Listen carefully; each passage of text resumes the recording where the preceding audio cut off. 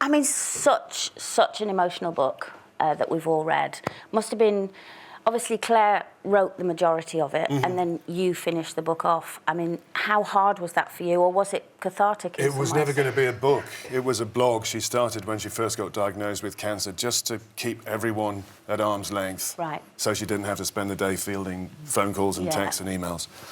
And then she got too ill when the cancer came back as a bone cancer, and I took over the writing for the similar reason, to keep everyone at arm's length. But it's about life. Death is about life. And there are some top gags in it because, of course, death brings a lot of humour. Yes. She's very funny book. Yeah, she's very humorous in it as well. Yeah, it's a very funny book, because if you can't laugh at death, what can you laugh about? Do you know what's really important about this book is when we were discussing it in the briefing beforehand, Jane and Colleen, who had experience of losing people, were saying just how painful and how difficult to read it is. Whereas for me and Stacey, who haven't had such close experience, it's such an important conversation, because I felt that I was more prepared in a way. I understood the process of the difficulty of what you have to go through to get that help. And I felt more prepared to talk about death and to deal with it. Yeah, and you said losing people. I'm going to be horrible here and say people die. Yes. So I shouldn't suddenly... No, but this is the whole point of this conversation. We have to be able to say the D word. It's really important. Is a death, though, a bit like comedy? It's kind of all about timing. I mean, I think if you lose somebody in what they call the natural order of life, like an older person, you kind of console yourself with, well, they've had a great innings. But it's much harder when death comes early. Completely. But we are all going to die. Yeah. This wonderful palliative consultant gave me this fantastic line. There's 2 days in our lives that are under 24 hours. The day we were born, the day we die. We fixate over the first day. We spend so much time and effort and energy on sharing that news, and absolutely nothing on the other day that's slightly shorter than 24 hours. And I honestly think we have to have that commitment that we use for birth to the other end of your life. Doesn't matter when it is, because it's going to hit us all. You're absolutely right. In the book, you don't shy away from how you cared for Claire and how you took on that role, and you didn't moan about it, even though sometimes it was frustrating. Do you think that you were prepared for anything like that? And do you feel that, although you did the best that you could do you ever feel any guilt or... Yeah. I had a dry run at my sister because I also nursed my mum out. I was there when she died as well, about 7 or 8 years beforehand. But, of course, dealing with someone who's pretty much my age and as close to me as my sister was is a whole other thing. I think if you can do whatever you can do to the best of your ability and her ability, because she is the intricate part of it, she had to allow me to do the stuff I was doing to her. So she had to have her brother in his pants showering her.